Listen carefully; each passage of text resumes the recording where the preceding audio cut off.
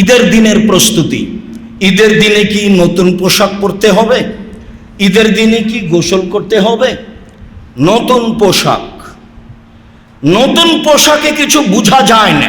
তবে ইমাম বুখারী একটি অধ্যায় উল্লেখ করেন, অত্তাজাম্মুল ফিহিমা। তাতে তিনি বলেন যে দুই ঈদে মানুষ সুন্দরতা অবলম্বন করতে পারে।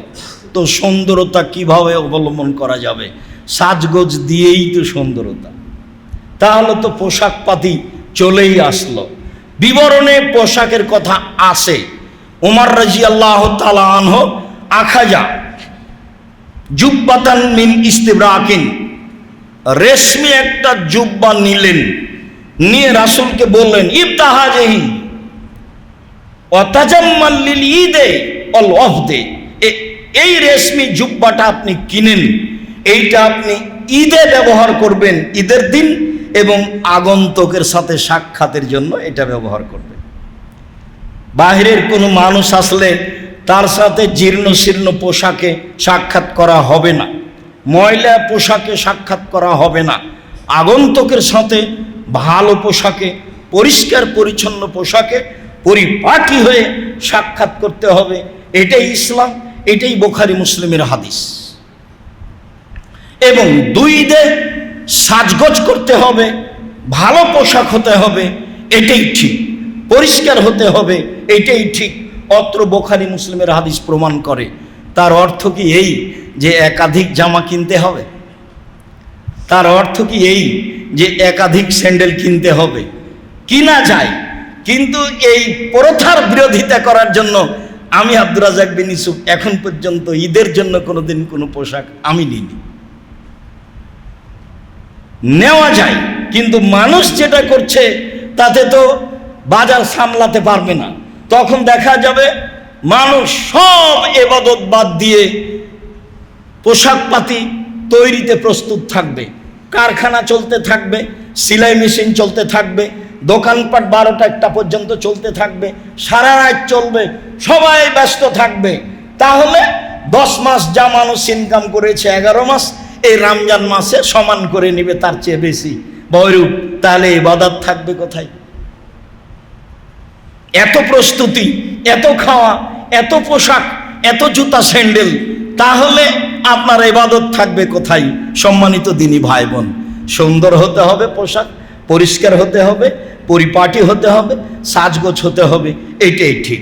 গোসলও তার অন্তর্ভুক্ত। তবে ঈদের দিন গোসল করতে হবে, এর প্রমাণে স্পষ্ট বিবরণ দেখা যায় না। সাইদ ইবনে মুসাইয়্যিব বলেন as-সুন্নাতু লিল ফিত্রে সালাসা, ঈদুল ফিত্রের জন্য 3টে সুন্নাত ধরা যেতে পারে। ঈদুল ফিত্রের জন্য 3টে সুন্নাত ধরা যেতে পারে।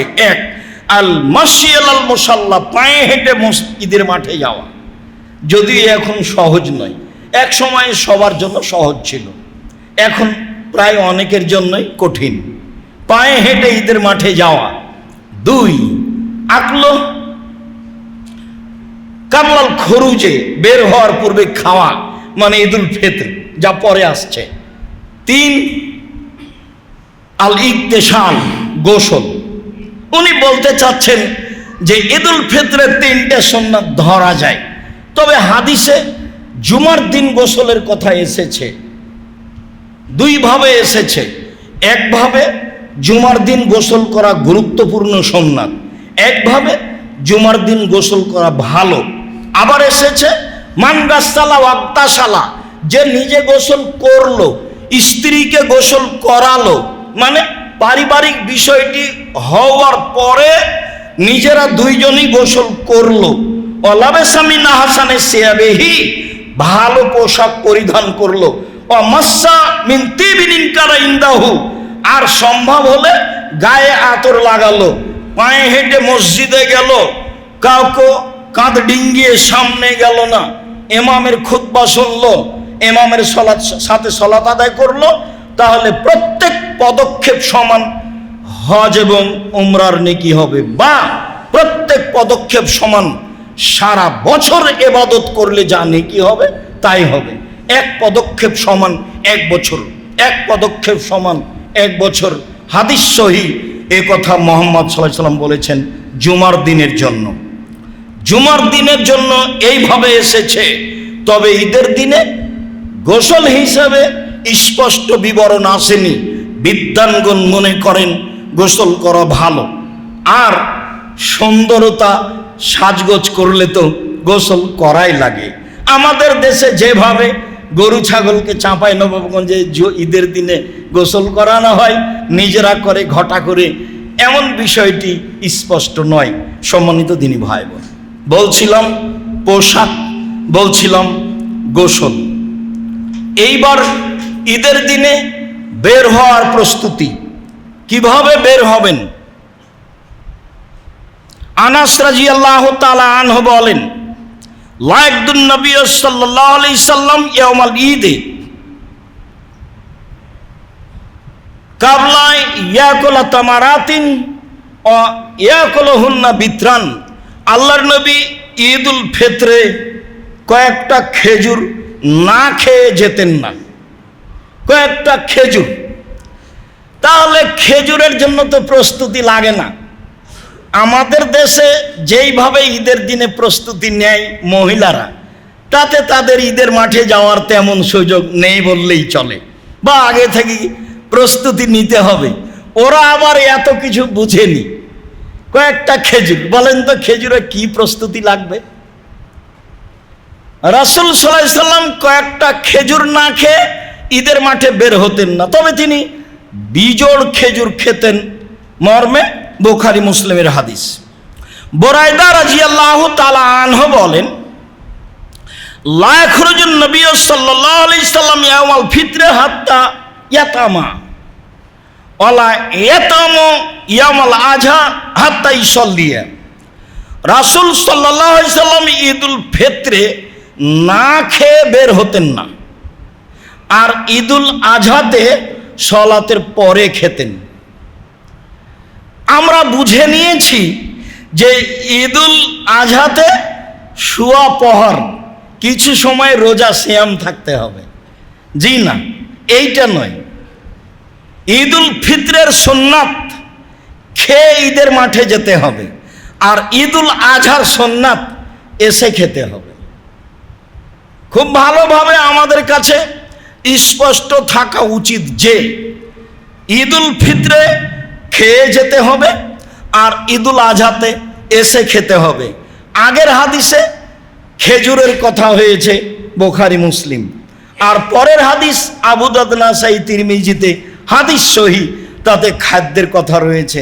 তাতে সারা পৃথিবীর সবাই চলে আসলো, বাংলাদেশও তার অন্তর্ভুক্ত, বা আমরাও তার অন্তর্ভুক্ত।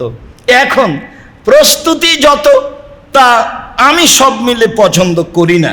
যদিও হোজাইল নোবাইশাল হোজাইলির বিবরণে বোঝা গেছে যে ঈদ বলতে খাওয়া পান করা ও জিকির। খাওয়া পান করা ও জিকির যদি হয়, তাহলে খাওয়ার একটা ভালো প্রস্তুতি না থাকলে সেটা হলোই বাকি করে। আচ্ছা ঠিক আছে, খাওয়া পান করা ভালো, সেটা তো ভালো, কিন্তু ঈদের সলাতের আগেই করতে হবে। এত প্রস্তুতি নিলে তারা কিভাবে যাবে ঈদের মাঠে? পরে প্রস্তুতি নেই, সলাত থেকে এসে সম্মানিত দিনী ভাই বোন খেয়ে ঈদের মাঠে যেতে হবে। খেজুর খেয়ে যাওয়া উত্তম, হাদিস সহিহ। সব খাদ্য খেয়ে যাওয়া জায়েজ, মানুষের যেভাবে অনুকূলে হয়। কখন ঈদের মাঠে যেতে হবে? ঈদের মাঠে কখন যেতে হবে যা প্রমাণ হয়, তাতে আমাদের দেশে ভুল পদ্ধতি বিরাজমান। সম্মানিত দিনী ভাই বোন, রাসূল সাল্লাল্লাহু আলাইহি সাল্লামের বিবরণে যা বোঝা যায়, খারাজা আব্দুল্লাহ ইবনে বুসর সাহেব রাসূলুল্লাহ সাল্লাল্লাহু আলাইহি সাল্লাম, আব্দুল্লাহ ইবনে বুসর রাসূলের সাথী, তিনি বের হলেন ফি ইয়াউমে ঈদে ফিতরিন মান নাসে, কিছু লোককে সাথে নিয়ে ঈদুল ফিতরে। ফানকারা ইবতিআল ইমামে, ঈদের মাঠে গিয়ে ইমামের সলাতকে দেরি করাকে না করে দিলেন। তাতে তিনি বললেন, বলো কি তুমি ঈদের সলাতে তো দেরি করো, মানে কাদ ফারাগনা সাআতানা হাজিহি ইন্না কুন্না মা নবী সাল্লাল্লাহু আলাইহি সাল্লাম, আমরা রাসূলের সাথে ঈদের সলাত আদায় করেছি, এই সময় আমরা সলাত থেকে অবসর হয়ে গেছি। ওয়াদালিকা হিনাত তাসবিহ, এটা হলো চাস্তের সময়, 7টা, 7:30, 8টা এরকম সময় আমরা সলাৎ শেষ করেছি। তারা ফজরের সলাৎ আদায় করতে যায় পকেটে খেজুর নিয়ে। এখন ফজরের সলাতের পরে একটু তাসবিহ করে সূর্য উঠলে খেজুরটা মুখে দিয়ে ওই মাঠেই ঈদের সলাৎ মানে মসজিদেই সলাৎ আদায় করে চলে আসে। এইটা আবার অনেক নিয়ম উল্টা হয়ে যাচ্ছে। তাতে তার প্রস্তুতি থাকে না, তাতে তার মাঠের সুন্নাত থাকে না। আর আমাদের তো নিয়ম পরিবর্তন হতে হতে কত যে পরিবর্তন হলো। সম্মানিত দিনী ভাই বোন, অত্র বুখারীর বিবরণে বোঝা যায় যে সকালে সকালে ঈদের মাঠে যেতে হবে। তাতে আমাদের দিকে 6:30, 6টা, 6:30, 7টা পার করলে সময় উপেক্ষা করে চলে যাবে। 8টা, 8:30, 9টা, 10টার প্রশ্নই আসে না। এই সময়ের সাথে শরীয়তের কোনো সম্পর্ক নাই। সারা দুনিয়ার মানুষ যদি এই সময়ে সালাত আদায় করে শরীয়তের সাথে মিল খাবে না। অসময়ে 10:30, 11টার সময় সাহাবীগণ এসে বললেন আমরা চন্দ্র দেখেছি। আল্লাহ রাসূল বললেন, এই সাহাবীরা শোনো, সিয়াম ছেড়ে দাও, ঈদ আগামীকালকে হবে। কেন? এখনো তো জোহরের টাইম হয়নি, ঈদের সালাত আদায় করে নেওয়া যায় না? এই শোনো, সিয়াম ছেড়ে দাও, সালাত আগামীকালকে হবে। এক, ঈদের মাঠ সাজানো নিষেধ। রাসূল সাল্লাল্লাহু আলাইহি সাল্লাম মসজিদে নববীর উপর দিয়ে পায়ে হেঁটে প্রায় 500 গজ দূরে গেলেন, গিয়ে ফাঁকা জায়গায় ঈদের সালাত আদায় করলেন। যেই মসজিদে এক ওয়াক্ত সালাত আদায় করলে পৃথিবীর অন্য মসজিদের চেয়ে 1000 গুণ বেশি নেকি হবে। এই মসজিদের উপর দিয়ে ডিঙ্গিয়ে পায়ে হেঁটে মসজিদের উপর দিয়ে চলে গেলেন, বাইরে গিয়ে ফাঁকা জায়গায় সালাত আদায় করলেন। বোঝা যাচ্ছে ঈদের সালাত মসজিদ ছাড়াই ভিন্ন জায়গায় হতে হবে এবং সেখানে কোনো ঘেরা থাকবে না, মিম্বার থাকবে না, সেখানে ইমামের কোনো মেহরাব থাকবে না, জমি দখলের জন্য প্রাচীর থাকতে পারে, ঈদের মাঠ সাজানো হবে না। এখন যেভাবে ঈদের মাঠ সাজানো হচ্ছে তাতে মনে হচ্ছে যে বাসর ঘর। এক অভিনব দৃশ্যে ঈদের মাঠ সাজানো হচ্ছে। আলেম ওলামা সমাজ থেকে হারিয়ে যাবে, গায়রিয়ত মানিজ্যত বিদায় নিবে। তারা আর বিদ্যা দিয়ে চলতে চাইবে না, তারা শরীয়তের দাম দিয়ে চলতে চাইবে না। তারা হবে বন্যার পানির খড়কুটার মতো। বন্যার পানি যেই দিকে ছুটে যায় খড়কুটা সেদিকেই ছুটে যায়। এক সময়ে আলেম ওলামা এইটাই হয়ে যাবে। তাই এখন আপনি দেখতে পাচ্ছেন তার কাছে শরীয়তের কোনো দাম নেই। সবাই মিলে হাত তুলে দোয়া করলে মাওলানা সাহেবও করছেন। অবশ্য আগে আমি বললাম কি করবে বলো, হাত তুলে তো দোয়া হবে। যখন আসবেন তখন তো দাঁড়াতে হবে, তোমরা তো দাঁড়াবা, কি করবে বলো। দেখো, অল্প দিন বাঁচতে এসে পরকাল হারাতে রাজি নই। যা হবে হবে। অল্প দিন বাঁচতে এসে পরকাল হারাতে রাজি নই। আমি কথাটা কয়েকবার বলেছি, ডানেও বলেছি, বামেও বলেছি। সম্মানিত দিনী ভাই বোন, বলছিলাম সত্যই ঈদের মাঠকে এইভাবে সাজানো হারাম। এক, ঈদের মাঠে জায়গা না হলে শত জায়গায় ঈদের মাঠ হোক, গ্রামে গ্রামে হয়ে যাক, নহলে মসজিদেই চলে যাক নিরুপায় হয়ে, নহলে ঈদের স্কুল মাঠে হোক, যেখানে সহজ সেখানে ঈদের সালাত হোক। কিন্তু এক মসজিদে এক মাঠে একাধিকবার সালাত হবে এর কোনো প্রমাণ কিয়ামত পর্যন্ত হবে না। ভাগ হয়ে যাক, ভাগ হয় তো সুন্নাত, না ধরলে বড় করবেন, বড় না করতে পারলে ভাগ করবেন, না হলে যতদিন হয়নি স্কুল মাঠে পড়বেন। স্কুল মাঠ কি মাইরে খেয়েছেন? দেশে তো আছে স্কুল মাঠ। সম্মেলন প্রোগ্রামের সময় স্কুল মাঠে করেনি। যে কোনো জায়গাতে ঈদের সালাত আদায় করবেন। জায়গা ব্যবস্থা না থাকলে রাসূলের পদ্ধতিতে করতে হবে। অবশ্যই তা ফাঁকা জায়গা হতে হবে, অবশ্যই তা ঘেরা থাকবে না, অবশ্যই সেখানে কোনো কিছু সাজানো হবে না, অবশ্যই সেখানে একাধিকবার সালাত হবে না, একবার। সম্মানিত দিনী ভাই বোন, বুঝে আমল করার চেষ্টা করি। আল্লাহুম্মা আমিন। আল্লাহুম্মা সাল্লি আলাইহি ওয়া আলহামদুলিল্লাহি ওয়াহদা ওয়াসসালাতু ওয়াসসালামু আলা মান লা নাবিয়্যা বাদা। এবার যাওয়ার পালা। জাবের রাদিয়াল্লাহু তাআলা আনহু বলেন, কানান নবী সাল্লাল্লাহু আলাইহি ওয়াসাল্লাম এজা কানা ইয়াউমিদ্দিন খালাফাত তরিকা, আল্লাহ রাসূল ঈদের দিন রাস্তা পরিবর্তন করতেন। এটা সুন্নাত, মনে রাখতে হবে। অল্প হলেও বাড়ি পর্যন্ত যাওয়াতে এক রাস্তায় এসেছেন আর এক রাস্তায় যাবেন। যেমন এখানে এই কালভেটটা পার হওয়ার পরে এসেছেন এক দিক দিয়ে, যাবেন আর এক দিক দিয়ে, তাহলে তো দুই রাস্তা হলো। সুন্নাত পালন করার চেষ্টা করবেন। হাদিস বুখারী মুসলিম। ইমাম ইবনে শিহাব জোহরি বলেন, কানান নাস ইকাব্বিরুনা হিনা ইয়াখরুজুনা মিন মানাজিলিহিম, ঈদুল ফিত্রে বের হওয়ার সময় মানুষ তাকবীর পাঠ শুরু করত যখন তারা বাড়ি থেকে বের হতো, হাত্তা ইয়াতুল মুসাল্লা, ঈদের মাঠে আসা পর্যন্ত, হাত্তা ইখরাজাল ইমাম বের হওয়া পর্যন্ত, ওয়াইজা খারাজাল ইমাম সাকাতু, যখন ইমাম বের হয়ে যেতেন তখন সবাই চুপ হয়ে যেত। অর্থাৎ বাড়ি থেকে বের হওয়ার সময় তাকবীর আরম্ভ হবে, রাস্তায় তাকবীর চলবে, ঈদের মাঠেও তাকবীর চলবে। যখন ইমাম সাহেব সলাতের জন্য সলাতের স্থানে চলে যাবেন তখন তাকবীর বন্ধ হবে, এবার সলাত শুরু। বন্ধ হয়েছে মানে হয়েছে, আর তাকবীর চালু হবে না। আমরা সময়ের গতিতে অবশ্য বলেছিলাম যে যখনই প্রমাণ হয়ে গেছে যে চাঁদ উঠে গেছে আগামীকাল ঈদ, তখন থেকে তাকবীর পড়বে, এর প্রমাণ পেশ করা যায় না। ঈদুল ফিত্রের তাকবীর বের হওয়া থেকে নিয়ে ইমামের সালাত শুরু পর্যন্ত, ঈদের সালাতের তাকবীর ইমামের বের হওয়া থেকে নিয়ে, বাড়ি থেকে বের হওয়া থেকে নিয়ে ইমামের সালাত পর্যন্ত। তবে ঈদুল আজহার তাকবীর যুলহিজ্জার 1 তারিখ থেকে নিয়ে 13 তারিখ পর্যন্ত এক টানা। ইখরাজ আব্দুল্লাহ ইবনে উমর ও আবু হুরায়রা ইলা সুকে ফি ইয়ামিল আসরে, আব্দুল্লাহ ইবনে উমর এবং আবু হুরায়রা রাদিয়াল্লাহু তাআলা আনহু তারা বাজারের দিকে যেতেন। ওয়াইকাব্বিরানে, তারা দুজন তাকবীর পাঠ করতেন। ওয়াইকাব্বিরু নাসাবে তাকবীরে হেমা, তাদের তাকবীর শুনে জনগণও তাকবীর পাঠ করতেন। আইয়ামে তাশরিকের কথাও এসেছে। আব্দুল্লাহ ইবনে মাসউদ আন্নাহু কানা ইকাব্বিরু ফি আইয়ামিত তাশরিকে, আব্দুল্লাহ ইবনে মাসউদ আইয়ামুত তাশরিক, ঈদের পরের 3 দিন, ঈদুল আজহার পরের 3 দিন তাকবীর পাঠ করতেন। তার মুখ থেকে যে তাকবীর উল্লেখ হয়েছে সেটাই মূলত তাকবীর।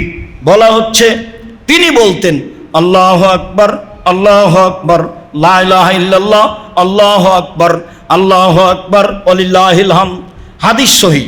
আব্দুল্লাহ ইবনে মাসউদ থেকে এইটুকুই প্রমাণ পাওয়া যায়। অতএব ঈদুল ফিত্রে এই তাকবীর হবে বাড়ি থেকে বের হয়ে সালাত শুরু হওয়া পর্যন্ত, আর ঈদুল আজহাতে হবে যুলহিজ্জার 1 তারিখ থেকে নিয়ে 13 তারিখ আসরের সালাত পর্যন্ত এক টানা সব সময় চলবে এই তাকবীর। যেটা আমরা শুনেছি যে আল্লাহু আকবার কবীরা, আলহামদুলিল্লাহ কাসীরা, সুবহানাল্লাহি বুকরাতা ওয়া আসীলা, এর স্পষ্ট আমরা প্রমাণ করতে পারিনি। তবে জুবাইর ইবনে মুতাইম রাদিয়াল্লাহু তাআলা আনহু সালাতে সানার স্থানে এই দোয়াও পড়তেন। আমরা পড়ি বায়েদ বাইনি, আরও আছে, তবে তিনি এই দোয়া পড়তেন। তিনি সূরা ফাতিহা পড়ার পূর্বেই আল্লাহু আকবারের পরে বলতেন আল্লাহু আকবার কবীরা, আল্লাহু আকবার কবীরা, আল্লাহু আকবার কবীরা, আলহামদুলিল্লাহি কাসীরা, আলহামদুলিল্লাহি কাসীরা, আলহামদুলিল্লাহি কাসীরা, ওয়া সুবহানাল্লাহি বুকরাতাও ওয়া আসীলা, ওয়া সুবহানাল্লাহি বুকরাতাও ওয়া আসীলা, ওয়া সুবহানাল্লাহি বুকরাতাও ওয়া আসীলা। এইটা পাওয়া যায়। সালাত থেকে বের করে নিয়ে যদি তাকবীর হিসাবে মানুষ পড়তে চায় তাহলে এইভাবে পড়তে হবে, আল্লাহু আকবার কবীরা, আলহামদুলিল্লাহি কাসীরা, সুবহানাল্লাহি বুকরাতাও ওয়া আসীলা। এটা প্রমাণ করা যাবে না। তবে এইটাও তাকবীর সালাতের মধ্যে থেকে বের করে নিয়ে এসে আমরা তাকবীর হিসাবে এটা বের করতে পারি। এছাড়া আমরা বলতে পারি আল্লাহ, লা ইলাহা ইল্লাল্লাহ, আল্লাহু আকবার, সুবহানাল্লাহি ওয়া আলহামদুলিল্লাহি ওয়া লা ইলাহা ইল্লাল্লাহ, আল্লাহু আকবার। এগুলো তাকবীর। স্পষ্ট তাকবীর এটাই যেটা বললাম। সম্মানিত দিনী ভাই বোন, সালাত। আবু সাঈদ খুদরি রাদিয়াল্লাহু তাআলা আনহু বলেন রাসূল সাল্লাল্লাহু আলাইহি সাল্লাম ঈদুল ফিতর এবং ঈদুল আজহায় ঈদের মাঠে আসতেন। ফাওয়াল শাইইন ইয়াবদা বিহি সালাত, ঈদের মাঠে এসে যেটা প্রথম করতেন সেটা হলো সালাত। ঈদের মাঠে সালাতের পূর্বে কারো বক্তব্য চলবে না, সে যেই হোক না কেন, এমপি মন্ত্রী যেই হোক, কারো বক্তব্য চলবে না, সব নাজায়েজ হারাম। আব্দুল মালিক ইবনে মারওয়ানের বক্তব্য জনগণ শুনত না। তখন উনি বলতেন যে আমার বক্তব্য শুনবা না তো সলাতের আগেই বক্তব্য দিব। তো সলাতের আগে মিম্বারে উঠেছে, তখন আবু সাইদ খুদরি তার হাত ধরে টানে বলছে, এই না, সলাতের আগে বক্তব্য কেন? ইনি হচ্ছেন দেশের আমির, দেশের সরকার, উনি হচ্ছেন সাহাবী, হাত ধরে টেনে নামিয়ে দিচ্ছেন। তখন নেতা বলছেন, আমি যেটা জানি তুমি সেটা জানো না, তাহলে তোমার জানার প্রয়োজন নাই, আমি যেটা বলছি সেটাই, তুমি যদি না নামো তাহলে আমি ঈদের মাঠেই থাকবো না। উনি ঈদের মাঠেই থাকেননি, চলে গেছেন, তো সরকার। যেখানে রাসূলের সুন্নাত নাই সেখানে আমি আবু সাইদ খুদরি নেই, যার কথা গত জুমায় বলছেন যে দুলিয়া একদিকে হয়ে গেল, আমি মুয়াবিয়ার কথা মানব না। শস্যই দিতে হবে, এক সাই দিতে হবে, শস্যই দিতে হবে, এক সাই দিতে হবে। কিয়ামত পর্যন্ত আমি মুয়াবিয়ার কথা মানব না, মুয়াবিয়ার আমি মূল্য হিসাব গ্রহণ করি না, আমি সেটা মানি না। সম্মানিত দিনী ভাই বোন, চিরদিন বেদাতের বিরুদ্ধে লড়ে গেছেন আবু সাইদ খুদরি রাদিয়াল্লাহু তাআলা আনহু। আবু সাইদ খুদরি রাদিয়াল্লাহু তাআলা আনহু বলেন, আল্লাহর নবী ঈদের মাঠে আসলেন, মানুষের সাথে সালাত আদায় করলেন। এবার তিনি মানুষের মুখামুখি দাঁড়ালেন, মানুষ সবাই নিজ নিজ লাইনে বসে থাকলো। তিনি মানুষকে উপদেশ দিলেন। উপদেশ, মানুষকে উপদেশ দেওয়াতে তিনি কিছু আদেশ করলেন, কিছু নসিহত করলেন। অন্য বর্ণনায় এসেছে, দুইটাই বর্ণনায় আবু সাইদ খুদরির বিবরণে মানুষের কাছে উপদেশ দেওয়ার পরে ফাআতান নিসা ফামাররা আলান নিসায়ে, তিনি মহিলাদের কাছে আসলেন। মহিলাদের কাছে এসে এক বর্ণনায় এসেছে ফা আমারা ওয়াজাহুন্না, তিনি তাদের উপদেশ দিলেন, তাদের নসিহত করলেন। ও আমারা তা সাদাকা, এবং তাদের সাদকা করতে বললেন, দান করতে বললেন। আমি আবু সাইদ খুদরি দেখলাম, রায়তহুন্না, মহিলাদেরকে আমি দেখলাম, ইহুবিনা এলা আদানেহিন্না ও হলুকেহিন্না, রাসূলের কথা শুনে তাদের হাতকে কানের দিকে নিয়ে যাচ্ছে এবং গলার দিকে নিয়ে যাচ্ছে। তারা কান থেকে তাদের গয়না খুলে এবং গলা থেকে তাদের গয়না খুলে হস্তান্তর করলো বেলাল রাদিয়াল্লাহু তাআলা আনহুর কাছে। বেলাল রাদিয়াল্লাহু তাআলা আনহু সেগুলো কাপড়ে উঠিয়ে নিয়ে চলে গেলেন, আল্লাহ রাসূল চলে গেলেন। বিবরণ যিনি পেশ করছেন আবু সাইদ খুদরি, তিনি এইভাবে বলছেন। অন্য এক বর্ণনায় এসেছে, তিনি বলছেন, মহিলারা শোনো, তোমাদের যদি টাকা না থাকে তাহলে তোমাদের গয়না হলেও দান করে জাহান্নাম থেকে বাঁচো। বুখারী মুসলিমের এই হাদিস যেটা পরে বলতে চাচ্ছি, সেই হাদিসে আবু সাইদ খুদরি বলেন, রাসূল সাল্লাল্লাহু আলাইহি ওয়াসাল্লাম বললেন মহিলাদের সামনে এসে, ইয়া মাশারান নিসা, হে মহিলারা শোনো, তাসাদ্দাকনা, তোমরা দান করো, ফাইন উরিতুকুল্লা আকসার আহলিন নারে, আমি তোমাদেরকে অধিকাংশ দেখি জাহান্নামে। জাহান্নাম বলতে নারী আর নারী, জাহান্নামের অধিকাংশ মানুষই নারী। জাহান্নাম বলতে নারী আর নারী, জাহান্নামের অধিকাংশ মানুষই নারী। তোমরা জাহান্নাম থেকে বাঁচার জন্য দান করো, দান করেই জাহান্নাম থেকে বাঁচতে পারো। অত্র বুখারী মুসলিমের হাদিসে ঘোষণা আল্লাহ রাসূল এভাবে বললেন। একজন মহিলা বলে উঠল, কেন আমরা বেশি জাহান্নামে যাব? কেন? মদিনার মহিলারা রাসূলের সামনে কথা বলতেন, কেন যাব? তখন আল্লাহ রাসূল তিনটা কারণ উল্লেখ করলেন। এক, তুকসিরনাল লানা, তোমরা বেশি বেশি অভিশাপ করো, এই খারাপ, ওই খারাপ, এই ভালো, সেই ভালো, স্বামী ভালো, স্বামী খারাপ, তোমাদের মুখে ভালো মন্দর বিবেচনা খুব বেশি, এই একটা। দুই, তাকফুরনাল আশিরা, স্বামীকে মেনে চলো না। একটু যদি তোমার সাথে মন্দ কিছু হয় তাহলে সারা জীবনকে তুমি উল্টিয়ে দাও, দিয়ে বলো যে তোমার সংসারে কোনোদিন আমি সুবিধা দেখিনি। তোমরা স্বামীর শুকরিয়া আদায় করতে পারো না, এই জন্য তোমাদের অধিকাংশই নারী জাহান্নামে যাবে। তিন, মার আইতমিন নাকেসে তাকলিন দিনিন আজাবাল রুব্বিল রাজুলিল হাজেম, আমি দেখিনি তোমাদের চেয়ে কাউকে যে বুদ্ধিমানের বুদ্ধিকে নষ্ট করতে পারে। তোমরাই হাসি দিয়েই বুদ্ধিমানের বুদ্ধিকে নষ্ট করতে পারো, তোমরা কথা বলেই বুদ্ধিমানের বুদ্ধিকে নষ্ট করতে পারো। ভুলেও কখনো তাদের ফাঁদে পড়বেন না। নিজেও হারাবেন, মান সম্মানও হারাবে, চাকরি বাকরিও হারাবে, অর্থ সম্পদও হারাবে, বংশের মান সম্মান হারাবে। সাবধান থাকবেন। রাসূল সাল্লাল্লাহু আলাইহি সাল্লাম তাদের ব্যাপারে আপনাকে খুব সতর্ক করেছেন। তিনি 3টা কারণ উল্লেখ করেছেন নারীরা বেশি জাহান্নামে যাবে তার। 1, তাদের মুখে বিবেচনা বেশি। 2, স্বামীকে অমান্য করা বেশি। 3, তারা পুরুষ মানুষকে ভুল পথে নিয়ে যেতে পারে বেশি। এই 3টা কারণ আল্লাহ রাসূল উল্লেখ করেছেন। হাদিস বুখারী মুসলিম। সম্মানিত দিনী ভাই বোন, উম্মু আতিয়া রাদিয়াল্লাহু তাআলা আনহা বলেন, রাসূল সাল্লাল্লাহু আলাইহি সাল্লাম আমাদেরকে আদেশ করেছেন যে মহিলাদেরকে ঈদের মাঠে যেতে হবে, সবাইকেই যেতে হবে 2 ঈদেই। এমনকি যারা ঋতুবতী তাদেরকেও যেতে হবে, এমনকি যারা যুবতী তাদেরকেও যেতে হবে। ইয়াশহাদনা জামাতাল মুসলিমিনা দাওয়াতাহুম, তারা ঈদের মাঠে জামাতে উপস্থিত হবে, তাদের দোয়াতে উপস্থিত হবে। তাদের দোয়া কি? তাহলে কি হাত তুলে দোয়া নাকি? এক শ্রেণীর মওলানা 2, 4, 10, 20 বছর আগে ধরে নিয়েছিল এই যে হাত তুলে দোয়া, অথচ কোনো দিন দেখেনি যে আসলেই কি এটা হাত তুলে দোয়া। বিদ্যানী হঠাৎ করে কি হাদিস মানুষের উপরে পড়ে গেল? না, আজ 1450 বছর থেকে এই হাদিস মানুষের উপরে চলে আসছে। মানুষ একটু দেখলেই তো হয়। দোয়াতে শরীক হবে মানে বক্তব্যে শরীক হবে, বক্তব্য শুনবে। দোয়াতে শরীক হবে মানে তারাও বলবে আল্লাহু আকবার, আল্লাহু আকবার, লা ইলাহা ইল্লাল্লাহ, আল্লাহু আকবার, আল্লাহু আকবার, ওয়ালিল্লাহিল হামদ। মুসলিম গ্রন্থে এসেছে ইউকাব্বিরনা মা'আন নাসে, তারা মানুষের সাথে তাকবীর পাঠ করবে। এই যে দোয়াতে শরীক হবে, সবাই যাবে। ঋতুবতীরা সালাত আদায়ের সময় ভিন্ন হয়ে থাকবে। সব নারীকেই যেতে হবে।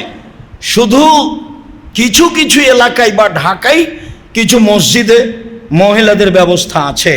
আমরা চাঁপাইনবাবগঞ্জে বড় বড় আলেমের অবস্থা দেখেছি, মহিলাদের মাঠের ব্যবস্থা নেই। মহিলাদের ইমামতিতে তারা মসজিদে ঈদের সালাত আদায় করে নেয়।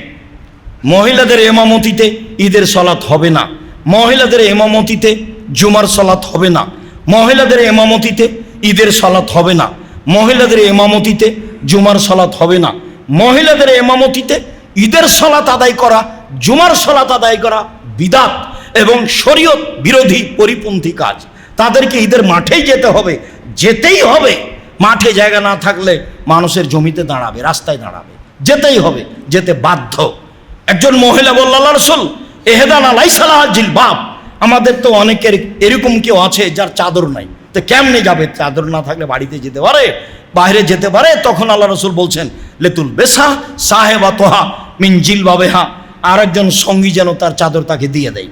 তার মানে চাদর চেয়ে নিয়ে যেতে হবে। নেন, হাদিস তো বুখারী মুসলিম। গায়ের কাপড় না থাকলে আর একজনের কাপড় চেয়ে নিয়ে যেতে হবে এবং তাকে কাপড় দিতে হবে, এটাও হাদিস বুখারী মুসলিম। মহিলাদেরকে ঈদের মাঠে যেতেই হবে। রাসূল সাল্লাল্লাহু আলাইহি সাল্লাম ঈদের মাঠে গিয়ে 2 রাকাত সালাত আদায় করতেন। আব্দুল্লাহ ইবনে আব্বাস বলেন, কানে নবী সাল্লাল্লাহু আলাইহি সাল্লাম ইসাল্লি রাকাতাইনে লা ইসাল্লি কাবলাহুমা ওয়া লা ইসাল্লি বাদাহুমা। ঈদের মাঠে 2 রাকাত সালাত, ঈদুল আজহা, ঈদুল ফিতর 2 রাকাত। আগেও তিনি পড়েননি সালাত, পরেও তিনি পড়েননি সালাত। তবে যদি ঈদের সালাত মসজিদে হয় তাহলে আপনি বুঝতে পাবেন না 2 রাকাত আদায় না করে। ওটা হলো মসজিদের হক, ওটার ঈদের সাথে কোনো সম্পর্ক নেই।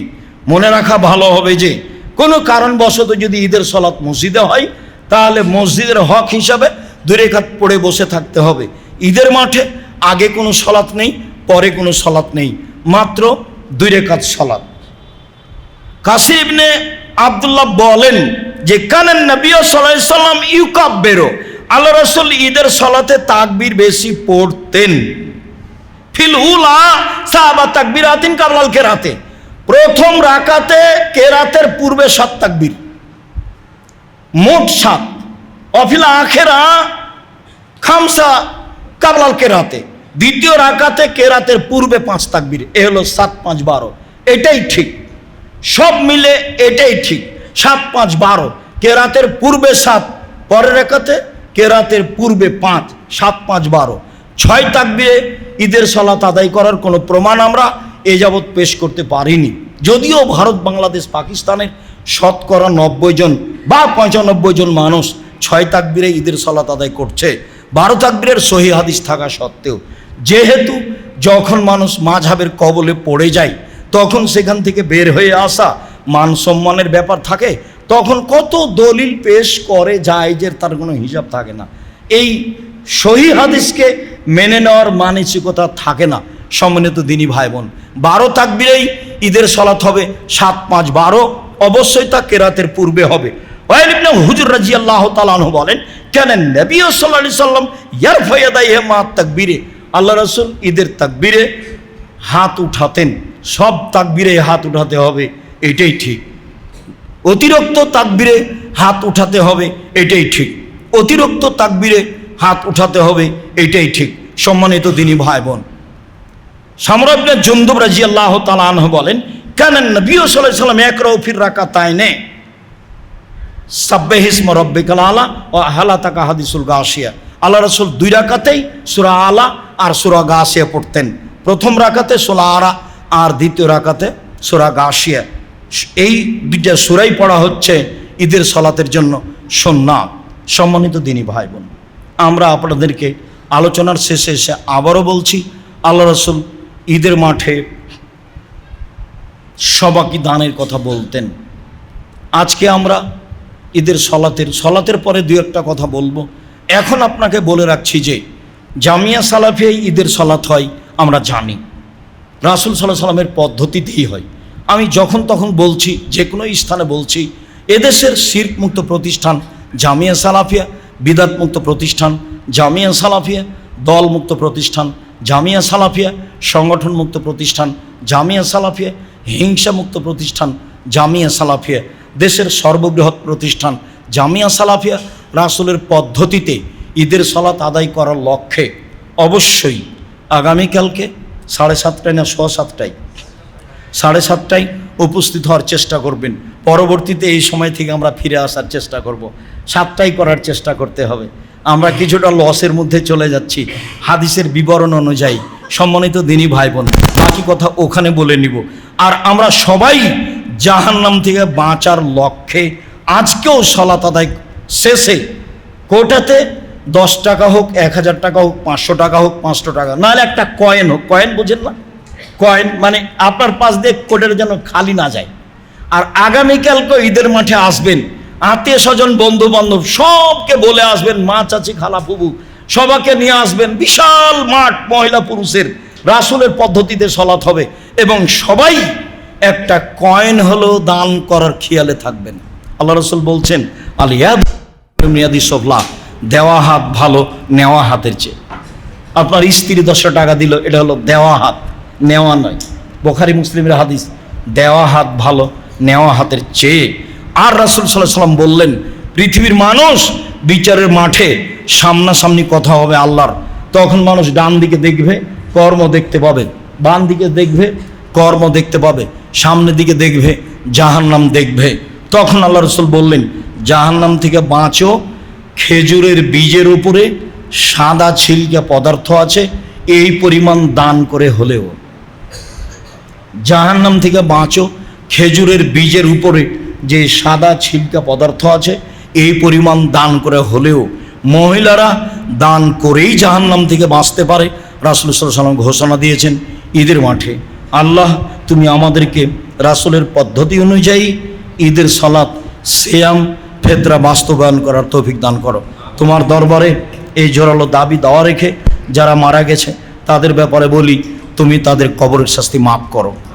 যারা অসুস্থ তুমি তাদের আরোগ্য দান করো। যারা আমরা বেঁচে আছি তুমি তাদেরকে তোমার রাসূলের পদ্ধতি অনুযায়ী চলার তৌফিক দান করো। তোমার রাসূলের পদ্ধতিতে ঈদের সালাত, জুমার সালাত সব ইবাদত করার তৌফিক দান করো। তোমার দরবারে এই জোরালো দাবি দেওয়া দোয়া রেখে আজকের জুমার খুতবা এখানে শেষ করলাম। আল্লাহুম্মা সাল্লি আলাইহি, আল্লাহুম্মা বারিক আলাইহি।